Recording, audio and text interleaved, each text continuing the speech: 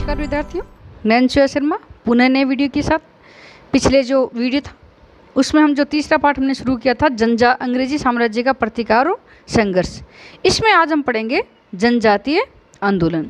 तो हमने ये बात की थी कि 1757 में प्लासी का युद्ध हुआ था और 1764 में बक्सर का युद्ध हुआ था। इस युद्ध के बाद क्या हुआ था कि ईस्ट इंडिया कंपनी ने भारत पर अपना नियंत्रण स्थापित करके भारत को अपना उपनिवेश बना लिया और भारत के जो लोग थे उन्होंने कंपनी के विरुद्ध संघर्ष करना शुरू कर दिया। सारे ईस्ट इंडिया कंपनी के विरुद्ध हो गए थे। तो भारत के जो विभिन्न जंगल थे उन जंगलों में निवास करने वाली जनजाति ने भी आंदोलन शुरू कर दिया। जनजाति जंगलों में रहने वाली जातियों को हमें कहते हैं। तो इन्होंने भी क्या किया था, अंग्रेजों के विरुद्ध आंदोलन करना शुरू कर दिया। जिसका मुख्य कारण क्या था, जैसे कि अगर पूछे जनजाति आंदोलन के मुख्य कारण, तो पहला तो ये था कि जनजातीय लोगों द्वारा अपनी स्वतंत्रता खो जाने, इनको ये भय था कि हमारी स्वतंत्रता खो जाएगी। दूसरा, ये जो अपना शासन करते थे स्वशासन, इसमें विदेशी हस्तक्षेप हो गया था, मतलब अंग्रेजों ने इसमें हस्तक्षेप करना शुरू कर दिया था।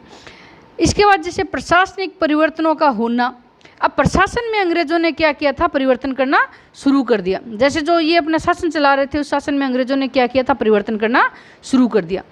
और इसके अलावा जैसे ये स्वशासन में विदेशी हस्तक्षेप, या मतलब इनके शासन में विदेशियों ने हस्तक्षेप करना शुरू कर दिया। अत्यधिक करों की मांग, अंग्रेज जो थे वो इनसे बहुत ज़्यादा मात्रा में कर लेते थे, जिससे भी ये जनजाति नाराज हो गई थी। और अर्थव्यवस्था का भंग होना, अब ज़्यादा इनसे पैसे कर के रूप में लिए जाने लगे तो इनकी अर्थव्यवस्था भी भंग हो गई थी।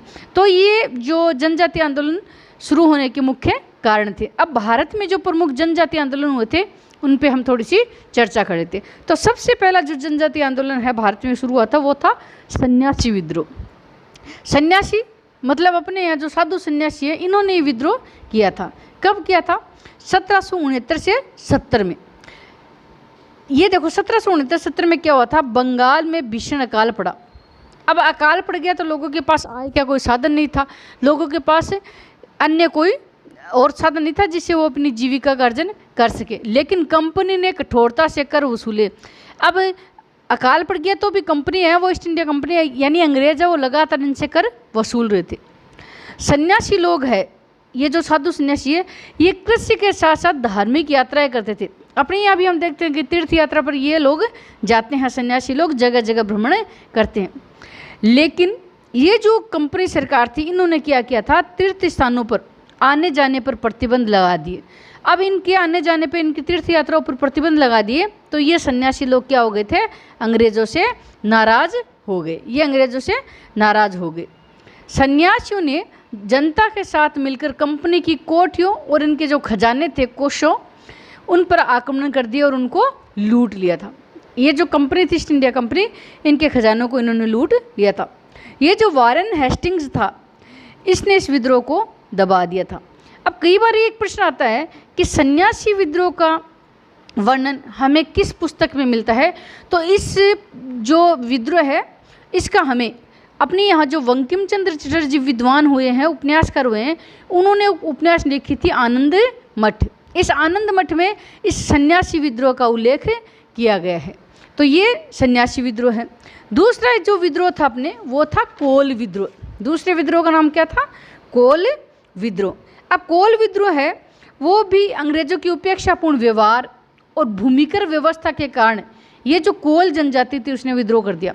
अंग्रेज अधिकारी उपेक्षापूर्ण व्यवहार करते थे और जो इनकी भूमिकर व्यवस्था थी, ज़्यादा मात्रा में कर लेना, इससे ये लोग क्या हो गए थे, नाराज हो गए थे। यह विद्रोह तब अधिक बढ़ गया जब 1831 ईस्वी में उनकी भूमि उनके मुखिया से छीनकर बाहरी लोगों को दे दी। अब इनके पास जो भूमि थी वो इनके मुखिया से छीन ली और दूसरे लोगों को दे दी, इसलिए ये कोल जनजाति और नाराज हो गई।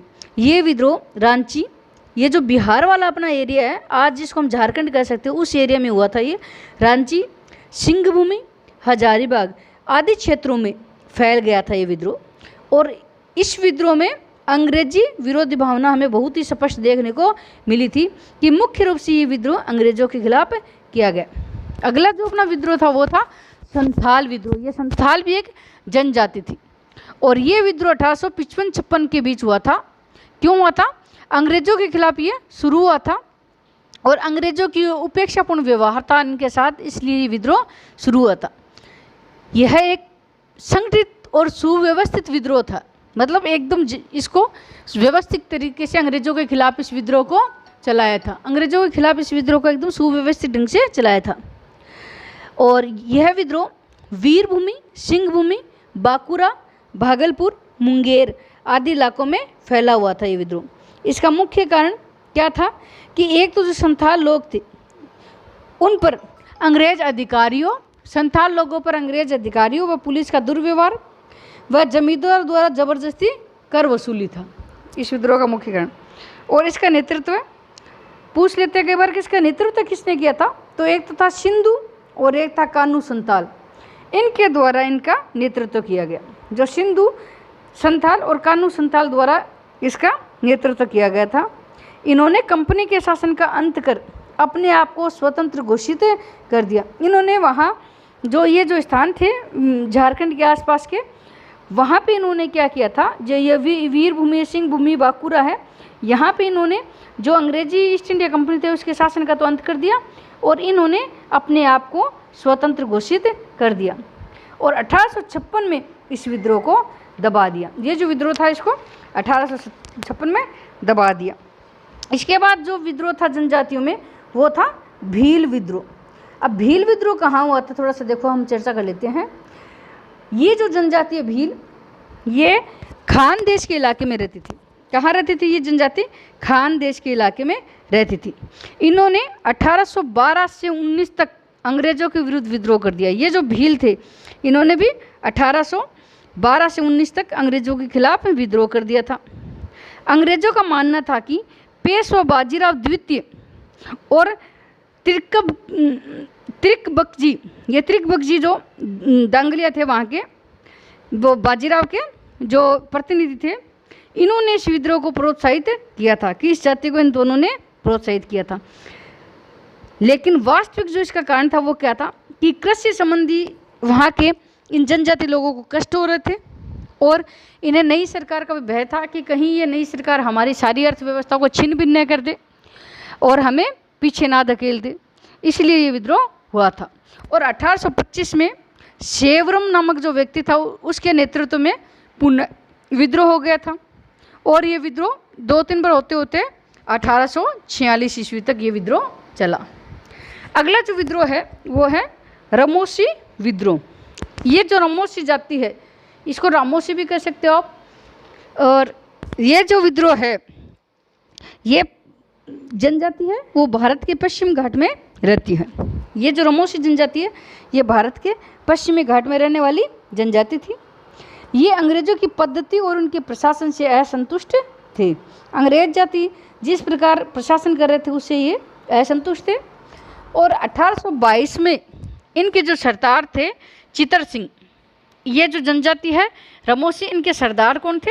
चितर सिंह। इन्होंने विद्रोह कर दिया और महाराष्ट्र जो अपने हैं उनके आसपास सतारा प्रदेश है महाराष्ट्र के पास, इसके आसपास के प्रदेश इन चितर सिंह ने अंग्रेज़ों से लूट लिए।